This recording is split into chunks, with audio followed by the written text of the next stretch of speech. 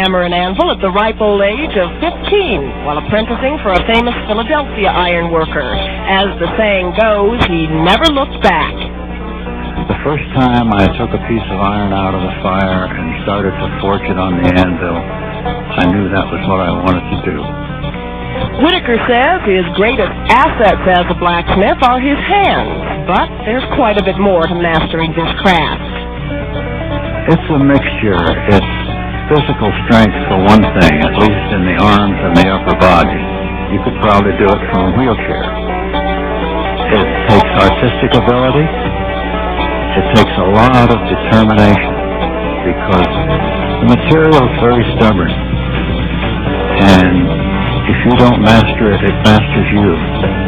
Also, it doesn't hurt to be a good businessman.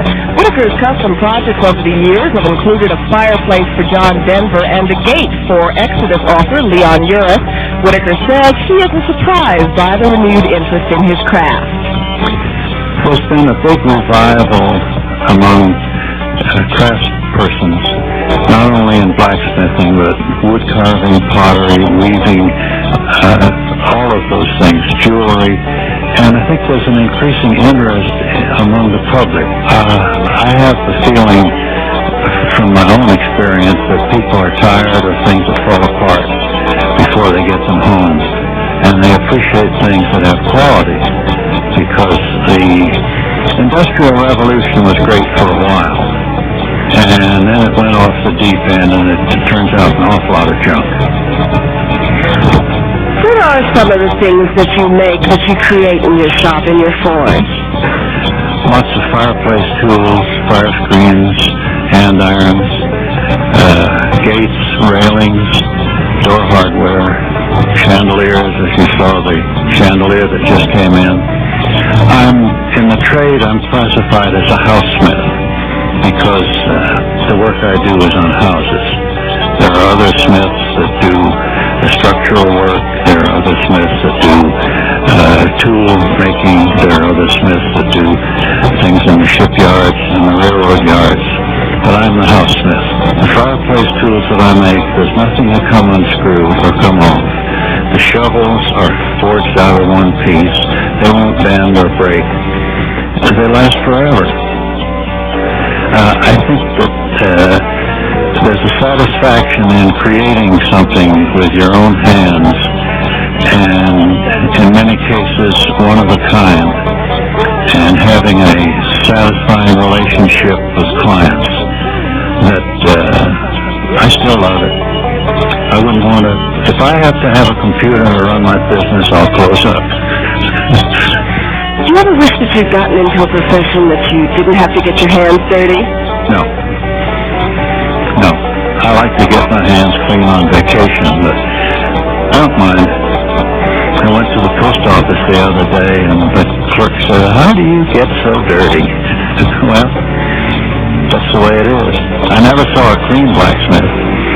You've done it over half a century already. How long are you going to continue being a blacksmith? I want to die with a hammer in my hand.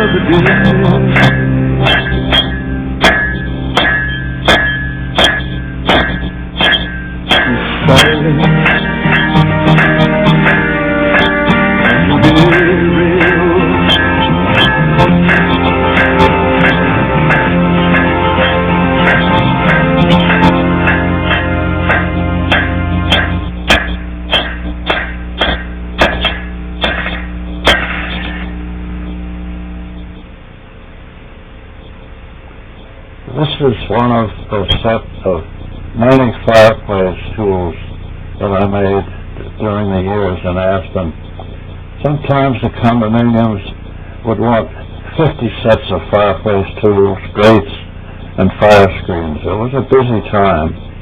This is a special handle that someone designed. This was very interesting. you'll see later a fire screen for the same house. This is one of the triple twists that I used on the fireplace tools, and I tried it on the andirons for the first time. Many varieties of andirons. I like the one with a big forge welded knob on the top. Here's the fire screen. Curiously enough, in France, I found this identical pattern. So Smiths across the world have things in common. I like the little detail of the animal head on the base for this fireplace screen. In the years in Carmel for Luckenbach, the Luckenbach Steamship Company. This is a fireplace hood for the Bank of Aspen. It was so big I had to get a forklift to carry it on site. One of many pieces I made for a convent in Stockton, very skillfully sketched with yellow crayon and black crayon, very simple drawings. One of my favorites, the big tall one with the tripod leg, made for an old friend of mine in Carmel. This is in the shop in Aspen with a spiral candle holder, one piece spiraling up. This was using some retorts that were used in the silver mining days to analyze the weight of the silver. In the very bottom, you can see an upset corner, but not on a 90 degree. That's much more difficult. One of the many signs I made for the Youth City Bank in Aspen. The form follows function applies here. This was for a condominium, and they wanted the Alphorn. Set of big barn door hinges.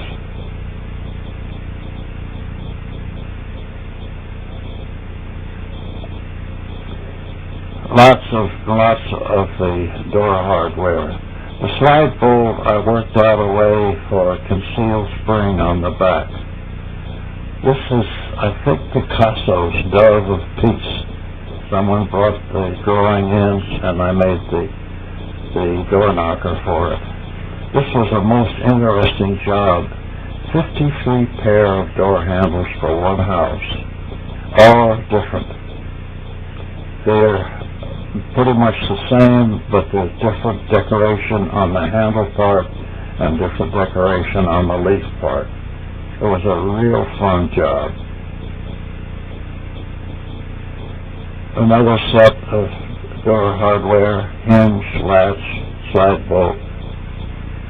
Oh, this was a fancy decoration for the bank in Aspen. A lot of welding on it. An interesting cross. I've never seen a cross quite like that.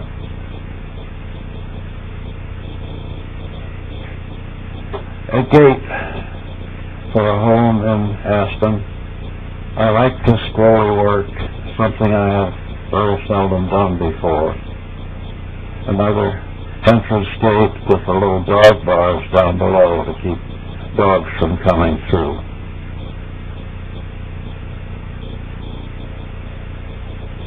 A large entrance gate, pair of doors.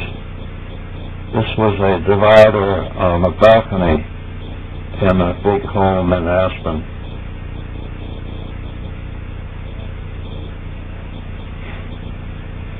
A gate for someone with the first name, the surname beginning with D, or the stylized D on the top. Lots of the iron fences around.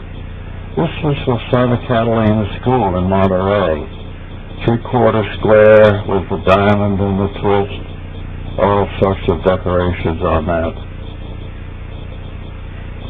A divider that went underneath a sloping staircase to close off the opening. This was for the Bass House in Breckenridge. Railings, chandeliers, curved railings. One of the huge jobs that I had there. An interesting table using a marble bathroom sink top. This was a finial on a house in Aspen, way up on the top of a turret.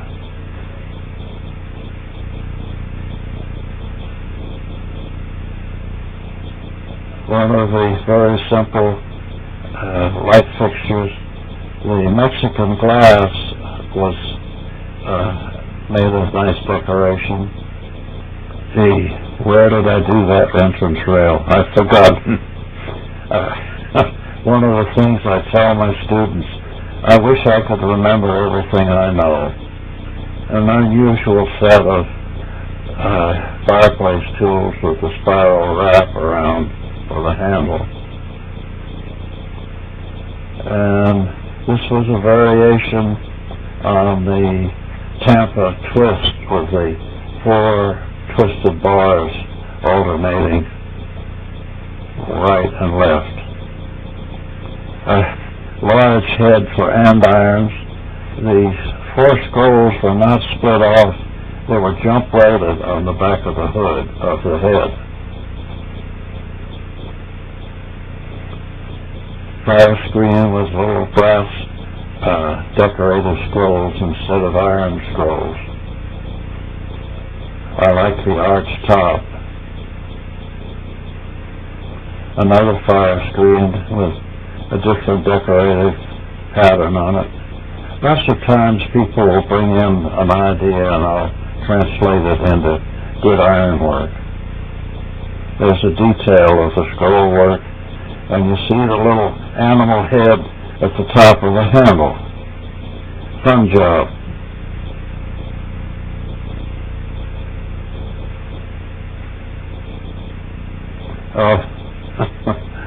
This man loved diamond plate, so I made a self-contained fireplace out of diamond plate for him.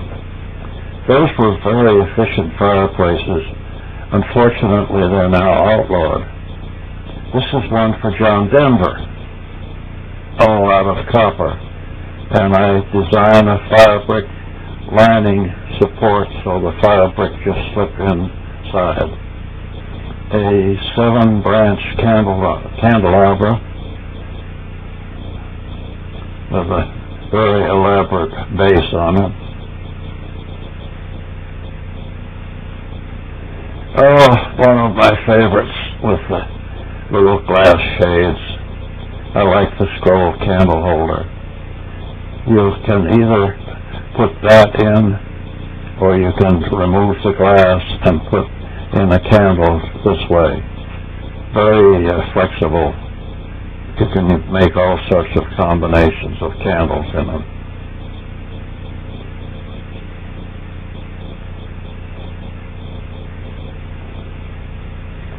Another free-form candle holder with some glass globes that I picked up at a decorator's store. The same base as one of the earlier ones. A sign for someone who was very fond of skating. Heiscapades.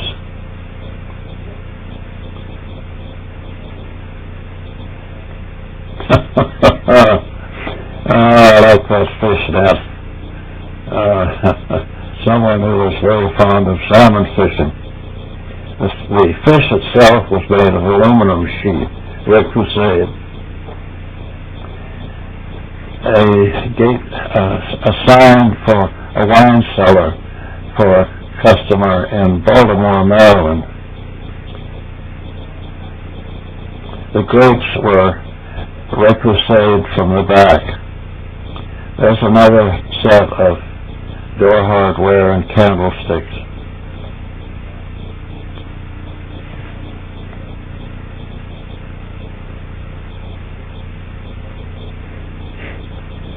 This is one of my favorite knockers with the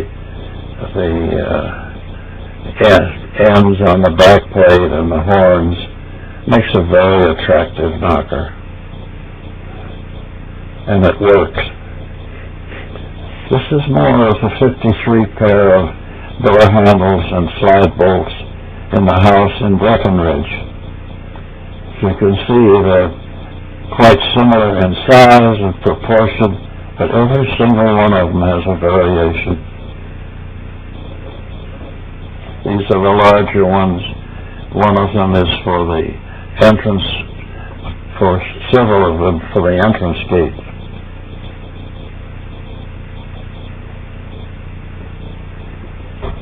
Another nice pierced door handle.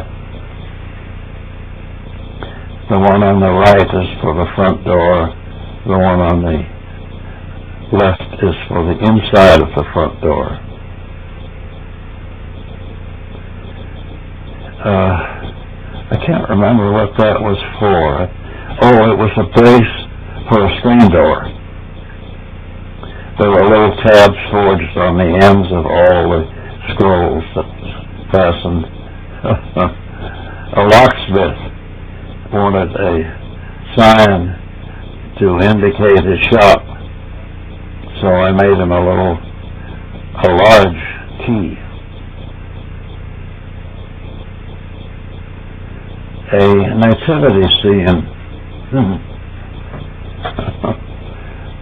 Some of these go back so far I've forgotten when and where they were made. All sheet metal with a nice sheet metal frame. This was a railing made at Southern Illinois University at a workshop I did there, I think in '76. A large gate for the Lee House in Aspen. I worked out a very detailed method of tapping and screwing the ballast together. This was for the Aspen Institute, frankly, quite modern. I did a lot of the modern work in conjunction with the traditional because the demand was there and the style of architecture. This is another photo of the balcony divider on a condominium. There's a hinged door on the left. All the rest of it was scroll work. A lot of jump welding on the scrolls.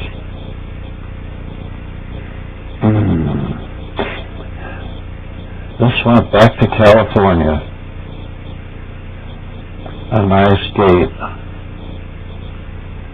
with all traditional work. There's a detail of a railing with lap joints where the two are forged on the die so they fit together, and then a little rosette riveted over the joint. Very modern, contemporary staircase. Freestanding. The supports went clear up to the ceiling to help support the rail. This is a railing around the building that was added to the Mountain Forge at Aspen with a special winter finish on it. One of many coffee tables. I like the decorative double offset feature on the bottom of the legs. Another coffee table, a simple round glass top that set on there. I found some nice two-way rubber stickers that I put on the top of the scrolls to hold the glass. This was the final finial on the top of the Lee House. And I found some nice copper toilet bowls to use a very wild hanging chandelier. I used a lot of the bottles with the ends cut off. A friend who had a restaurant saved the bottles and cut the ends off. Oh my goodness. I think I'm getting to the end of my work now and to work abroad. I believe this one is in Spain.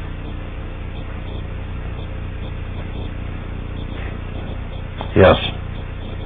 This was on one of my first European trips in Spain.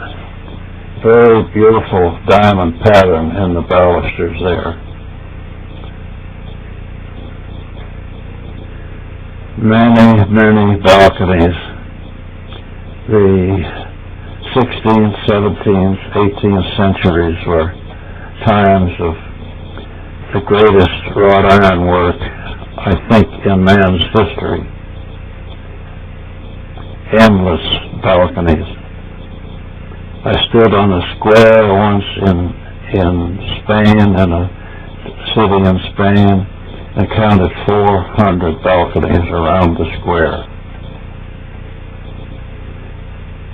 Window grill. I'm sure this is in Spain. Yes. It was interesting to see from one province to another the different styles, because travel was not as rapid. There was no movies, there was no television, there was no VCRs, and the styles that were developed in one part of the country didn't move very fast. I could almost tell which part of Spain I was in by looking at the ironwork, and particularly the crusting on top of the window grills. Beautiful door window grills with a nice scroll decoration all around the edges there.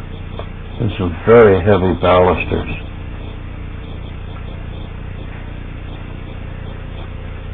More of Spain. I envy those people working with good wrought iron. This is my daughter-in-law looking at the door knocker and the forged iron bosses on one of the back side of the cathedral doors.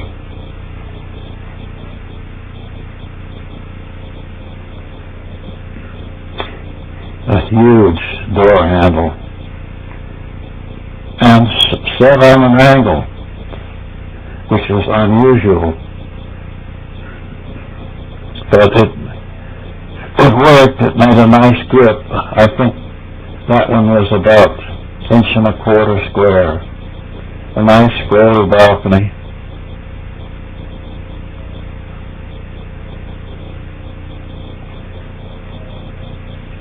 We spent all of our time in the northwest quarter of Spain, and it was there that I found an amazing amount of beautiful ironwork. A lot of nice jump welding on those, on the intermediate spears and also on the spears on the top.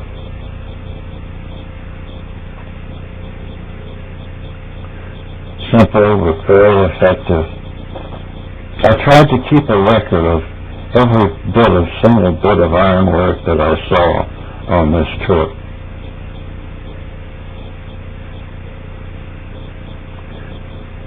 There's another very fine grill and lots of those bosses on the woodwork. A finial on a fountain. I can't remember all the cities where we were, but Burgos, Toledo, Seville.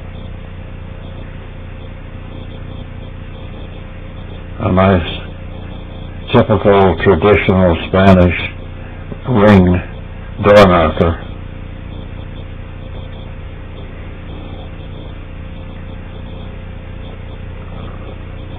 The decorative work in the center there was typical, and you can see the very heavy balusters at the top and bottom. This was an entrance to one of the palaces that was open to the public. Beautiful cresting. Again, the woodwork and the stonework that was the background for this ironwork was equally beautiful. There's a detail of the stonework on that same building.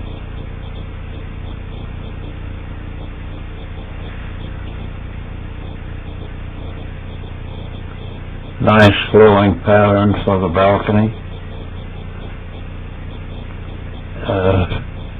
Very unusual to get away from the typical verticals which you see on this balcony.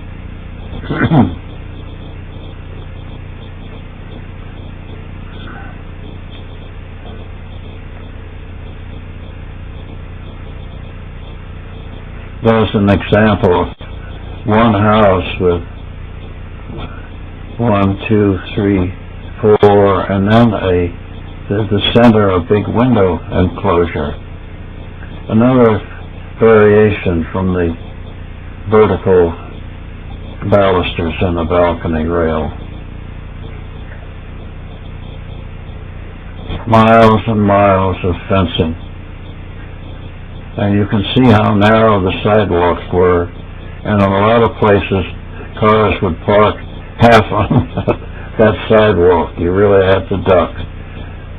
This is one of the things that I have never successfully accomplished, is piercing on the diamond.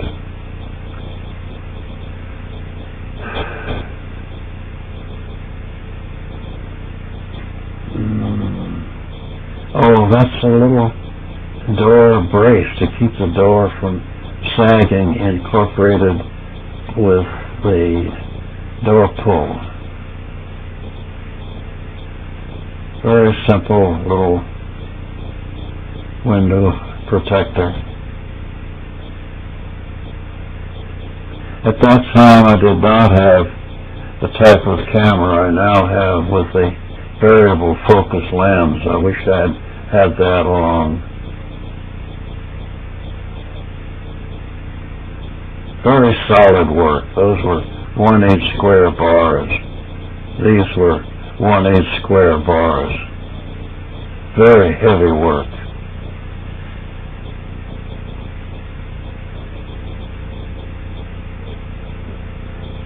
A particularly nice lamp bracket over a store. A lot of nice details in it. A lot of good forge welding. There's one with a nice design. I like that one in particular.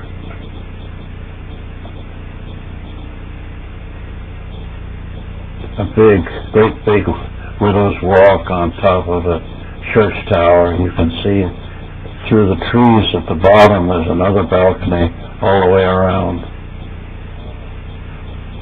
This was in a different province, and you can see the style of the ironwork has changed from one place to another. A lot of reverse scrolls. This was in one of the churches.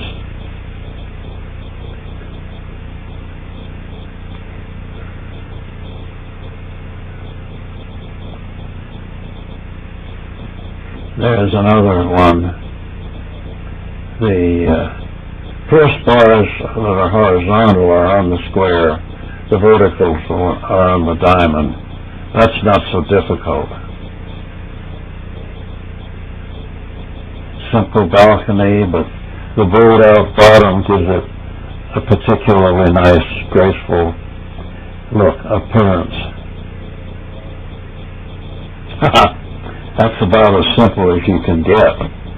That was 1.25 inches square with these little tapered scrolls. Here's a split off. Another one with the same, probably made by the same person, with those reverse scrolls interlocking. A very fancy one, a sign bracket, and you can see on all the windows little window grills.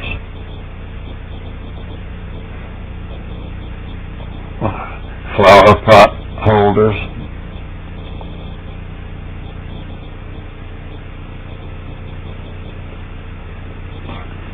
This was a combination of wrought iron and cast, which I found very seldom in Spain. Interesting little arch across a gate opening. Lots of forge welding there. Nice diagonal pattern. Those were halve joints, apparently sawed out or forged out very carefully, and most elaborate archway over the entrance gate.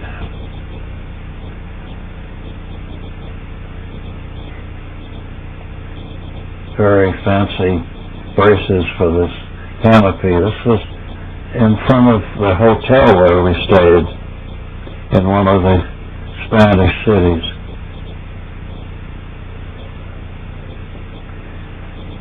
Very seldom did I find any ironwork other than black, but this one was, except for the gold leaf, which you see in that one, very elaborate, intricate, difficult, well designed, well executed.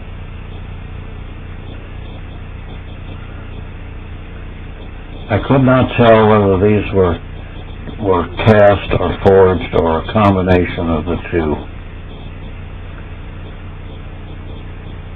An unusual pattern for a door grill, almost modern, with a little cross in the center. Lots of different combinations. I found this quarter of Spain was probably the most rewarding in ironwork.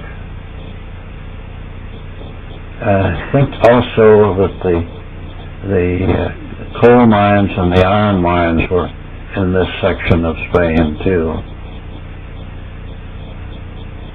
Rather modern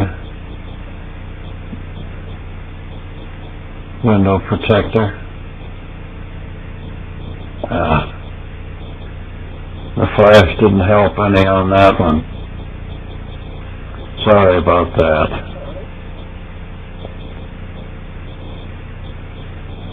A great, big, heavy door lock and handle.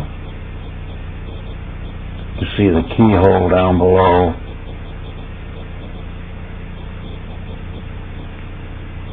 Again, the accompanying stonework was also so beautiful. That was a very heavy, formal one. Nice little bracket for an overhanging glass roof.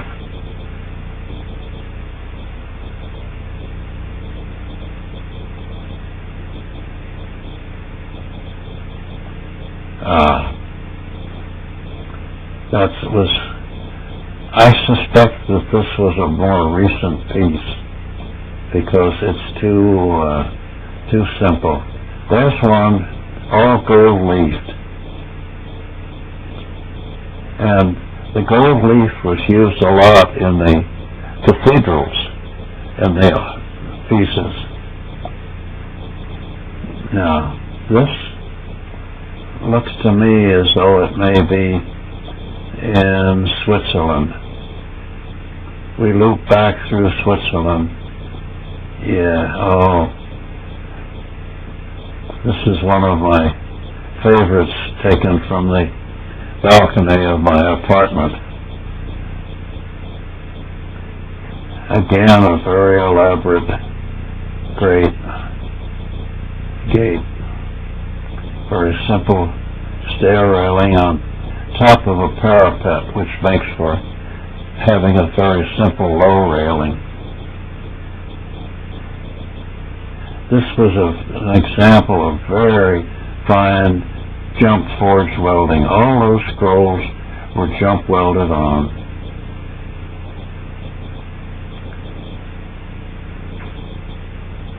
Lots of beautiful grates.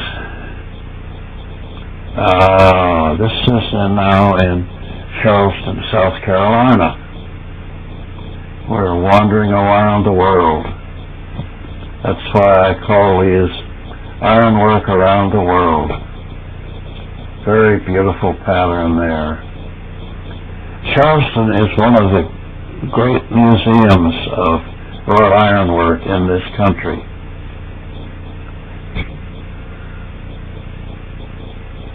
Now, somehow we got back to Spain.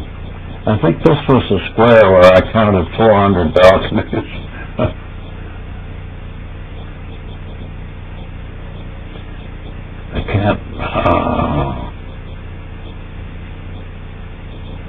I can't place that one, but very nice.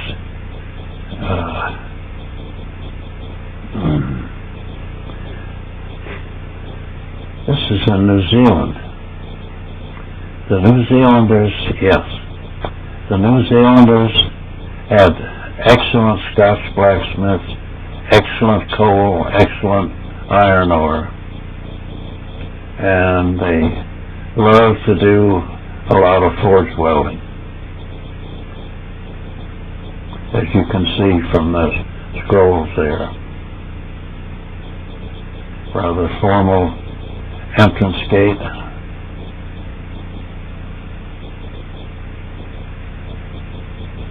Oh, that shows, I think this is a hotel. There are lots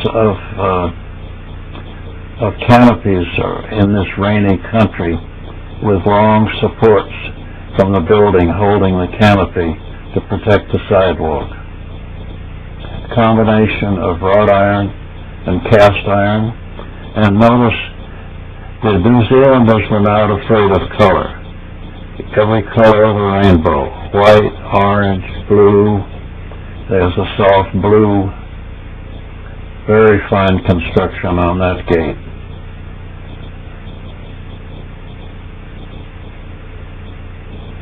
Some nice, very heavy decorative hinges. One of the churches.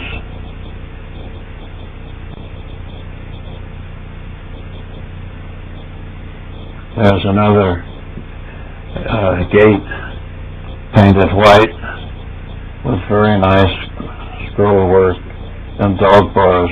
You can see the dog bars almost everywhere at the bottom.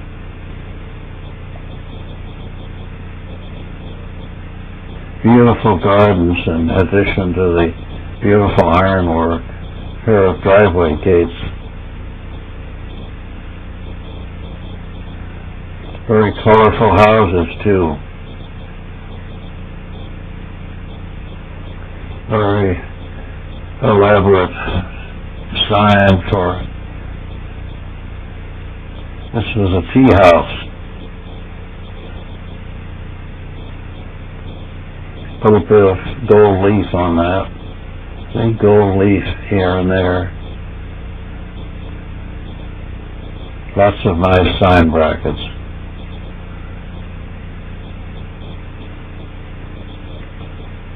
Now, this is back in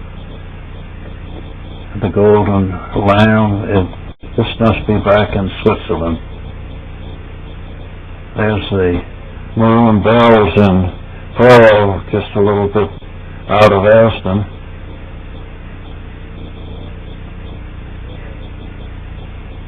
Nice diamond pattern there. This is something that was very rare, was any pierced iron. Lots of scroll work, but very little pierced iron. An ancient door with big nail heads and a door knocker. Again, that same diagonal diamond pattern. That was also made on the diamond. Another door with very decorative bosses and door knocker. Detail of all the very elaborate groove work that was done on the frame. Combination of wrought iron and cast iron. Very nice window grill.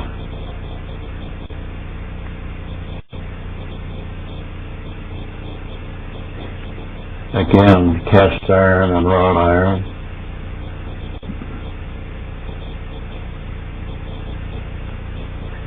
Nice pattern using the flat bar twisted at right angles. Gate to a cemetery.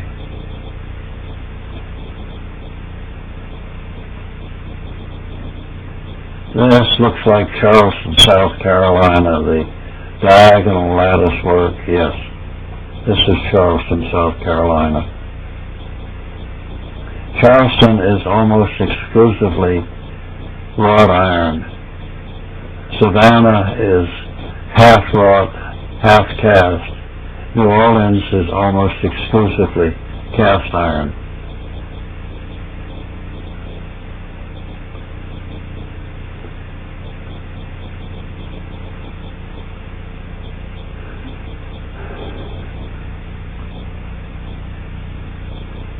This, I'm sure, is in New Zealand because of the green paint. Yeah, this is the entrance to one of the hotels where we stayed.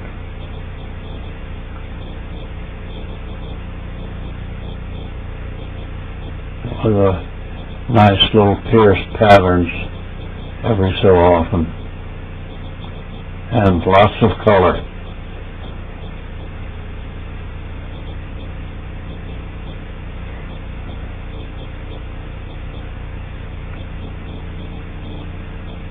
This was, I believe, on the Bank of New Zealand.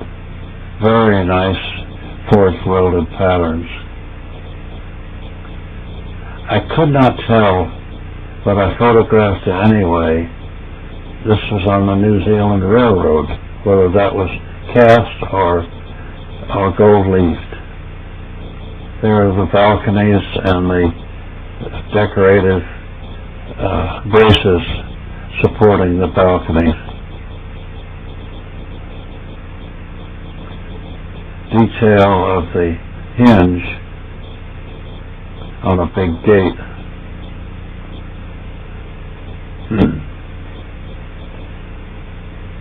Very colorful cities there. It was a pleasure to go around and see such cheerful, maybe they did it because it rained so much. Fire escape.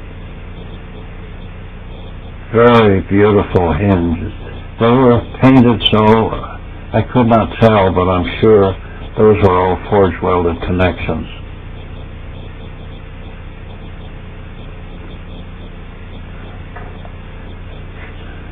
Speaking of color, nowhere else in the world have I seen such colorful, beautiful wrought iron work.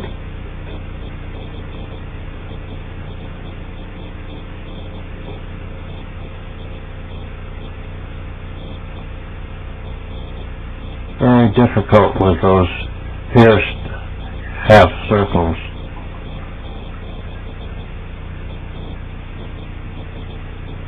That was a private residence.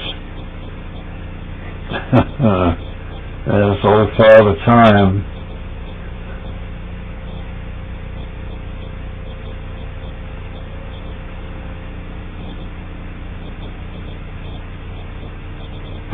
fancy. This looks like a Germanic country. I think so.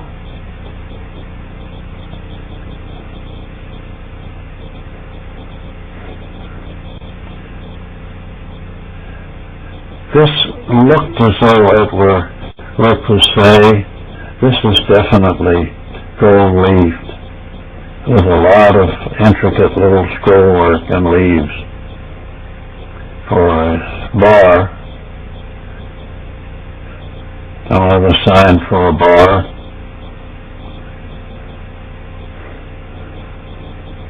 Look at the little detail on the bottom of the rail, how it's decorated.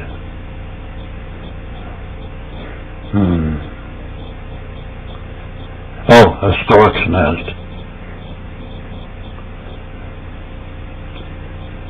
Unusual treatment, I guess, with a fuller from opposite sides. I think those were cast sleeves on there. Decorative door to a big home.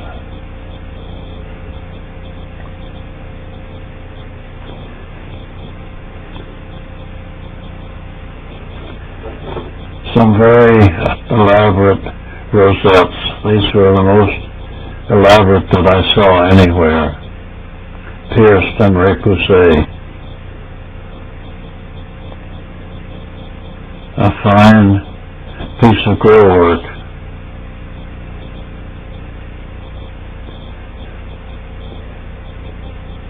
More balconies.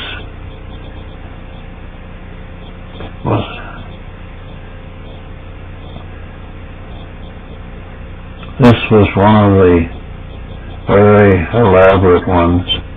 Close-up of the hinge pintle almost falling apart.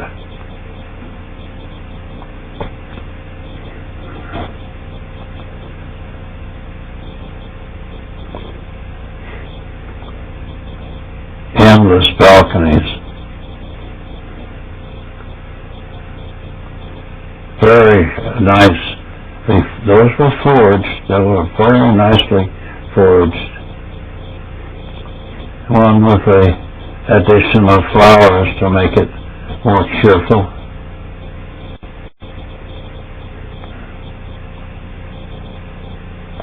A little detail of a door handle.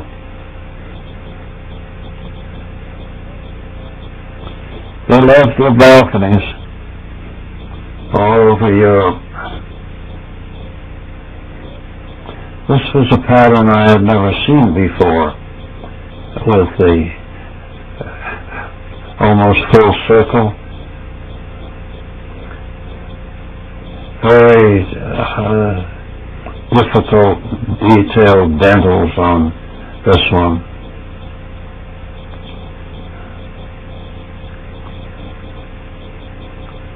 Unusual step on the handrail. I don't think it would be very practical. So you're beginning to see how much, that's 1886, 19th century. You can see how all over the world the ironwork was used very well. That was see the little half moon plate at the bottom of the door knocker there. This was really a balcony room sticking out. Now, this is in France again. Very formal decorations. More elaborate bosses. Some of them were missing. Combination of wrought iron and cast iron. But very nicely done.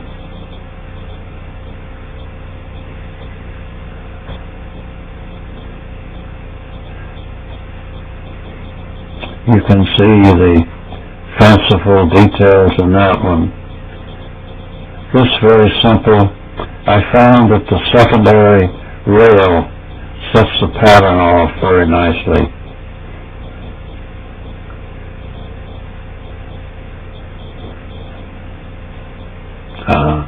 I had to wait, this was a very narrow street, I had to wait till the sun was on it, and the sun only stayed there. This is one of the famous grills.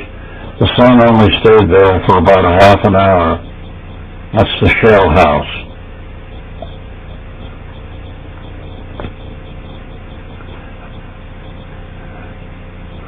Nice sign bracket. These are the rooftops in Carcassonne, France.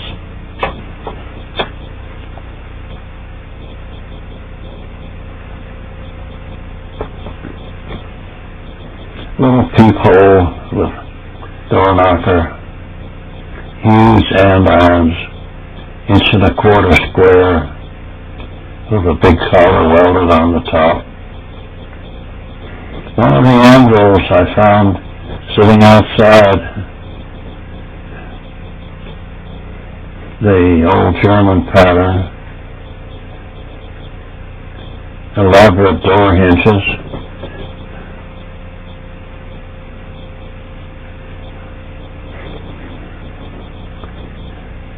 a nice detail of some unusual scrollwork. That's one of the nicer fanlights.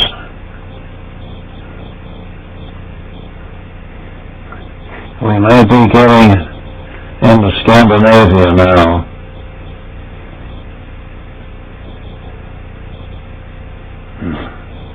Don't remember that one.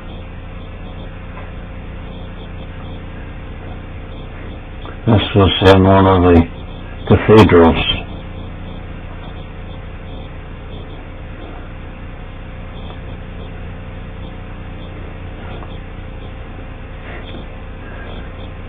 Blacksmiths had a lot of fun in those days.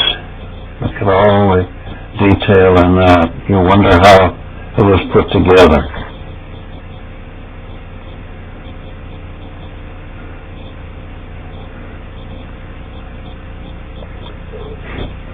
There's a detail of a pierced bar which was flame cut out of 3/4 plate. The holes were not pierced. They were flame cut, which gave them that sharp outside corner. You get an idea from the human figure of the scale of those grills.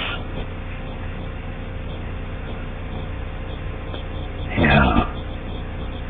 I think these were in Scandinavia.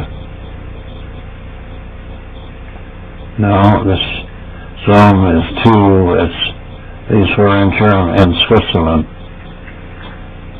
There's one with the rather crudely forged half-lap joints.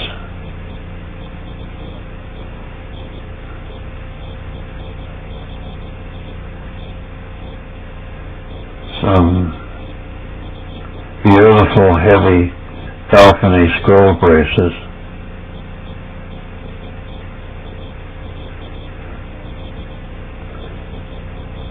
I like the oval shape whenever I can use it. It's so much better than a square or a round. This was a very formidable protective grill.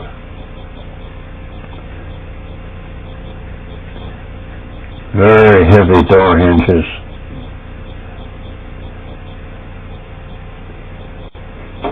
Nice little touch with a double pierced bar close together. A little finial on a gate. I'm very careful passing through there.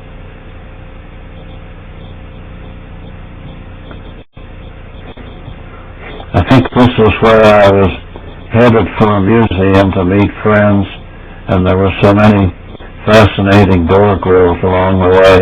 I never got to the museum. Yeah, this is in Scandinavia.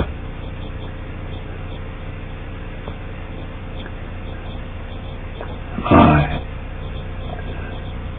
how elaborate they did their work.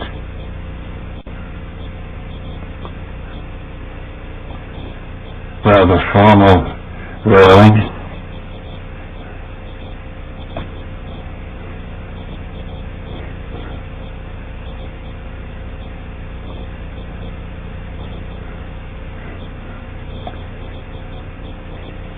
Yeah, you can see this one painted white and not afraid of color. Oh, that's one of the most elaborate gates I ever saw anywhere. So here I am back at the forge. Again, those scrolls in the center were jump welded on. Very skillfully done.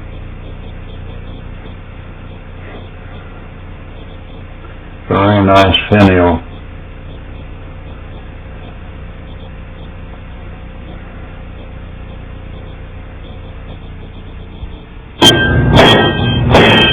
He's the village blacksmith, but he has never made a horseshoe. Whitaker is an artist who crafts iron. The first time I got hold of a piece of hot iron on an anvil, I knew that was what I wanted to do. The first time was 1922. At age 80, with hands too dirty to get clean anymore, he is still grabbing the hot iron from the forge. There's a fascination in taking the stubborn material and shaping it to your will. The quality that iron has that other materials do not have is its strength and its potential for beauty. And it's up to the smith to bring out that beauty. Whitaker's decorative work can be found around the world, but it's most prevalent in Aspen, Colorado, where he has worked for a quarter of a century. The town's Victorian architecture is an ideal setting for the artistry of this blacksmith. His work is so popular, people stop him on the street to talk business. I was wondering about these caterpillars and this metalwork here.